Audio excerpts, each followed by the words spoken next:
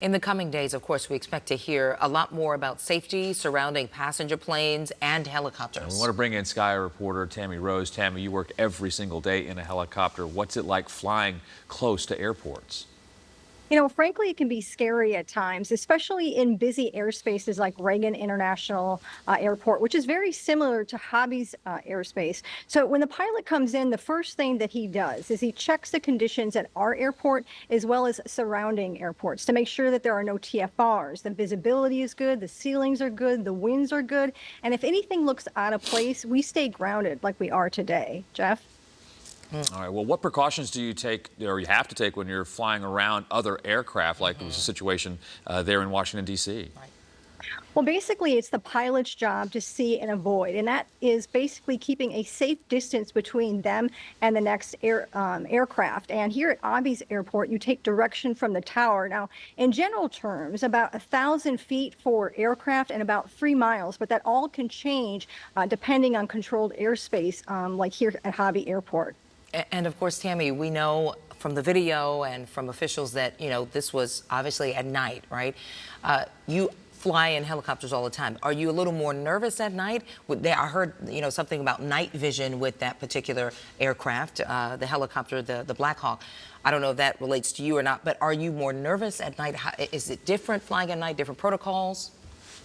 Well, I am the second pair of eyes for SkyEye 13. Number one job is to be a co-pilot. And a lot of people don't realize that we separate our positions here at SkyEye 13. There's a pilot and there's a reporter. And I don't know if you remember a couple of months ago, obviously we had our own helicopter crash with that helicopter where they slammed into an antenna, and those were in nighttime conditions. Right. And hear the tower asking the pilot if they're seeing or spotting other aircraft. And while that pilot was looking at other aircraft, can sometimes get a bit distracted. So the conditions are limited, when you're flying at night. It's a little bit more dangerous. So you want to make sure that you see and avoid at all times. That's the pilot's responsibility. But like in general terms, normally other aircraft are separating themselves by 1,000 feet or several miles, at least 3 miles.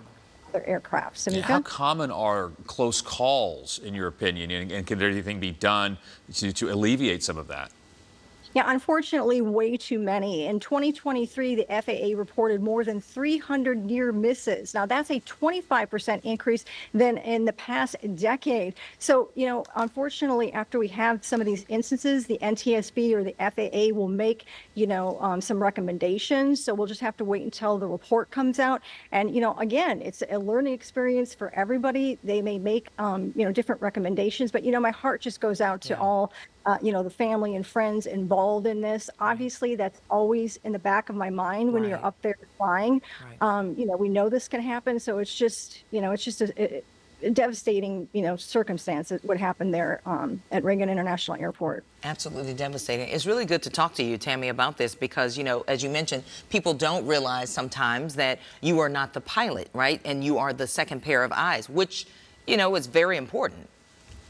Yeah, and again, the first thing when the pilot comes in is, they're making sure that they check our conditions here at Hobby Airport, but they're also checking surrounding airports. So, I get a lot of people asking me, sometimes it looks okay to fly here out of Hobby Airport, but again, the pilot is looking at all of the conditions, all of the airports to make sure the visibility, the ceilings, TFRs are in place. Sometimes if there's a lot of TFRs in place, we'll make the decision to stay grounded. That's a temporary flight restriction. Or if the ceilings are too low at a nearby airport, that's another factor that the pilot makes. And, if anything looks out of place, we'll stay grounded, even though it may look okay to leave Hobby Airport. That's always the pilot's decision. We have our own minimums. Again, like today, I'm just looking outside and it looks like the ceiling is starting to lift a little bit, but at this point we're, still grounded because the conditions aren't good for us to be up in the air. Wow, this is really good insight. Yep. Yeah. Thank you so much, Tammy. We appreciate it. And as always, of course, you guys be safe too.